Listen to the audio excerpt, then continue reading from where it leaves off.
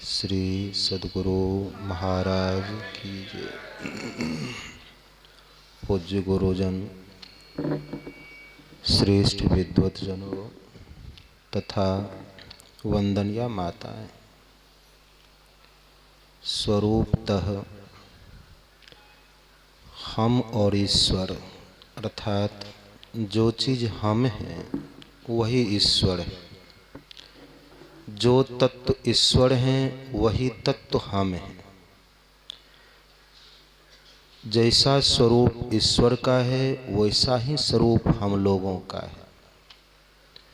या यूं कहें कि हम और ईश्वर एक ही चीज़ है। इसमें कोई हास्यास्पद या कोई ऐसा शब्द नहीं कि यह गलत शब्द है। अंतर क्यों प्रतीत होता है? उपनिषदकार कहते हैं, वायुर्थेको भुवनं प्रविष्टो रूपं रूपं प्रतिरूपो बभूव एकस्तथा सर्वभूतारांतरात्मा रूपं रूपं प्रतिरूपो वहिश्च। अर्थ हुआ, वायुर्थेको भुवनं प्रविष्टो, वायु कहते हैं हवा को। हवा को किसी भुवन में, किसी आवरण में दे दें। जैसे पंप से हवा को खींचें, बैलून में भर दें, चक्का में भर दें, फुटबॉल में भर दें। वायु फुटबॉल में जाएगा तो गोल दिखाई पड़ेगा। हवा ना गोल है, हवा ना लंबा है, हवा ना बैलूनाकार है। बैलूनाकार है क्या? आवरण के कारण हवा बैलूनाकार दिखाई पड़ता है।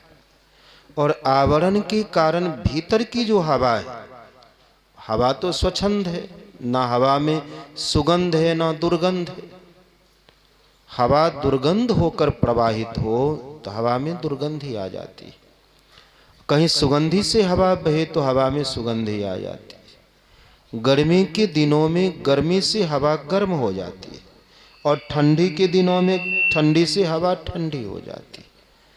उसी तरह से जीवात्मा रूपी वायु, चैतन्य आत्मा रूपी वायु एक भुवन में, किस भुवन में? शरीर रूपी भुवन में बंद होने जाने के कारण चैतन्य आत्मा का, जो हम परमात्मा हैं, व्यापक तत्व हैं, आनंद स्वरूप हैं, सृष्टि के मालिक हम आप हैं, इसको क्या हो गया? यह किसी कारणवश, उस कारण पर जाएंगे तो आज का पाठ नहीं होगा। किसी कारणवश पर 1-2 सेकंड विचार कर लें। आश्रम में बैठे थे हम, पूज्य छोटे लाल बाबा, वे प्रतिदिन आते हैं आश्रम में, 1 घंटा बैठते हैं और हमें समय का बड़ा अभाव रहता है। लेकिन वे याद करते हैं तो उनके प्रेम में गुरु निवास जाना पड़ता है। हम भी बैठते हैं। वे याद किए, गुफा से आए तो सूचना मिली कि बाबा याद कर रहे थे तो हम भी गए। पूज्य भगीरथ बाबा के एक शिष्य हैं कृष्ण मोहन बाबा, वे भी आए। 10-5 साधु बैठे थे। तो कृष्ण मोहन बाबा ने जिज्ञासा की कि परमात्मा की यह कैसी मौज है कि कोई कराह रहा है, वही जीव चीलर जोनी में चला जाता, वही मच्छर हो जाता, वही पिल्लू पिपड़ी हो जाता, जीव भूख का दुख लगता, ऐसी कैसी मौज परमात्मा की। सब चुप हो गए, कोई कुछ उत्तर नहीं दे रहे हैं कि परमात्मा की यहाँ कहीं मौज हुई है कि कैंसर की बीमारी से जीव तड़पता रहे। तब मैंने बाबा से कहा, पूज्य छोटे लाल बाबा से कहा, बाबा हम लोगों की इच्छा हो जिस नाटक को खेलने में कोई नहीं मरे, लेकिन मरने का दृश्य लोगों को दिखाई पड़े कि कोई मरा है। कोई नौकर हो जाए, इस 5-7 साधुओं में कोई नौकर हो जाए, कोई राजा हो जाए, कोई मंत्री हो जाए, किसी को रोग हो जाए, कोई डॉक्टर बन जाए, जिसमें कोई हानि लाभ नहीं हो, तो ऐसा नाटक खेलने में क्या हर्ज है? तो बाबा ने कहा, ये बात समझना तो मुश्किल न छे। जे बात कहे छी अपने, ये बात के जब तक अनुभव नहीं होता है तब तक जीव समझते। तो यह समझें कि अभी जो दुख भोग रहे हैं जीवत्व दशा में हैं, अभी जीवत्व दशा चल रहा है। आत्मा का जीवत्व दशा है। किस कारण से? शरीर में आने के कारण हम शरीर में जो बंधे हैं, जिस दिन आत्म स्वरूप का बोध होगा उस दिन जितना जीवन देखेंगे कि यह हुए वह हुए, वह नाटक की तरह प्रतीत होने लगेगा। मरते हुए भी हम नहीं मरते हैं यह बोध हो जाएगा। रोग से कराहते हुए भी हम कराह नहीं रहे हैं यह बोध हो जाएगा कि ना हम स्त्री थे ना पुरुष थे, एक नाटक चल रहा था।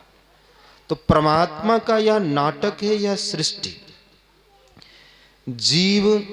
जीव को व्यष्टि प्राण कहा गया है। व्यष्टि प्राण इसीलिए कि हम आप जीव कितने शरीरों में अलग अलग दिखाई पड़ रहे हैं, आवरण के कारण। 1000 फूकना में बैलून में हवा भर दें तो यहाँ का 1000 बैलून दिखाई पड़ेगा, हवा उसमें एक है। उसी तरह से सभी शरीरों में एक ही जीवात्मा, सबके अंदर में एक जीवात्मा। लेकिन द्वैत क्यों लग रहा है? शरीर के कारण द्वैत लग रहा है। हम उनसे जल रहे हैं, ईर्ष्या कर रहे हैं, गाली दे रहे हैं, किस मुकदमा कर रहे हैं? किसके कारण? शरीर के आवरण के कारण मैंपन का बोध हो रहा है कि मैं शंकर हूं। और कल जो थे उनका नाम अनुभव बाबा है। यह द्वैत ही दुख का कारण है। दुख का कारण क्या हुआ? जीव के ऊपर शरीर की आवरण का पड़ जाना, घट के ऊपर अंधकार प्रकाश और शब्द का त्रिपट छा जाना जीव के लिए दुखालय हो गया। जीव दुख में आ गया शरीर रूपी आवरण के कारण। चेतन तत्व तो परमात्म तत्व है। तुलसीदास जी जीवात्मा, हम जीवात्मा इसके अंदर में रहने वाले, और परमात्मा, जिस परमात्मा के संबंध में उनके स्वरूप का पाठ हुआ। तुलसीदास जी कहते हैं स्ववश परवश जीव। हम आप कैसे हैं? अभी परवश हो गए। किसके परवश हो गए हैं? माया के परवश हो गए।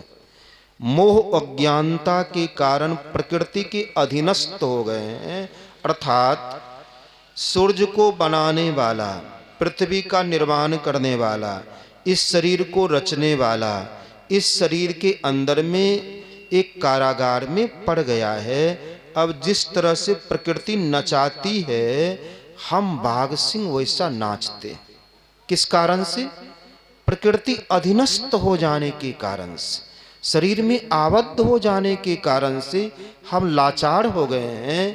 इस शरीर से ना निकल पाते हैं और ना स्वच्छंद हम आप जैसा स्वरूप है ना वैसा बोध कर पाते, इसलिए परवश हो गए। स्ववश भगवंता, इस शरीर के अंदर में रहते हुए सर्वव्यापक परमात्मा स्ववश, प्रकृति उनके अधीनस्थ है और हम प्रकृति के अधीनस्थ हैं। परमात्मा के अधीनस्थ प्रकृति माया, परमात्मा के अधीनस्थ हम प्रकृति के अधीनस्थ। यही हम में और परमात्मा में द्वैत भाव लगा हुआ है। इसी द्वैत प्रपंच के सागर में हम आप बुड़ रहे हैं। गुरु महाराज की जो वाणी को पाठ में सुने, जीवो मतलब शंकरो नहीं, अनुभवो नहीं, यहाँ जो है दिनकरो नहीं। जीवो मतलब शंकर, अनुभव, दिनकर, सब में एक ही जीव। जीव क्या करो? परम पिता निज चिन्हो। पिता एक शब्द है, यद्यपि परमात्मा के लिए कोई शब्द नहीं, कोई बाप बेटा परमात्मा नहीं, लेकिन एक शब्द के द्वारा ही हम समझेंगे। पिता उसको कहते हैं जिससे उसका अंश अलग हुआ हो। हम पिता के अंश, पिता के शरीर से निकलकर, मां के शरीर से निकलकर अलग हो गए। जबकि पिता और हम एक ही तत्व थे एक समय में। एक समय में जब पिता के से जीव नहीं निकला था, जीव का सूक्ष्म अंश नहीं निकला था, माँ के शरीर से जीव का सूक्ष्म अंश नहीं निकला था, तो माता पिता स्वरूप हम एक तरह के थे। पिता से जीव निकला वीर्ज रूप में, माता से जीव निकला रज रूप में, दोनों का सम्मिश्रण हुआ, भ्रूण बना, शरीर की रचना हुई। तो पिता और माता के स्थूल तत्व से इस स्थूल शरीर का निर्माण हुआ, इसलिए वे पिता हो गए, जनक हो गए। परमात्मा के ऊपर स्वयं परमात्मा सृष्टि कर करके अपनी प्रकृति से अपने को जब ढक लेते हैं, उसका नाम जीव पड़ जाता है। जीव क्यों नाम पड़ा? जिस प्रकृति को परमात्मा ने रचा, उस प्रकृति से परमात्मा अधीनस्थ हो गए, इसलिए परमात्मा जीव कहला गए। हम आप जीव कहला गए, हम आप परवश हो गए। तुलसीदास जी कहते हैं कि परवश जीव स्वस भगवंता, और जीव अनेक क्यों दिखाई पड़ रहे हैं? एक आवरण के कारण, एक श्रीकंता। परमात्मा एक क्यों नहीं है? कि परमात्मा रूपी सूक्ष्म तत्व आकाश से भी सूक्ष्म, हम जीवात्मा भी आकाश से भी सूक्ष्म है।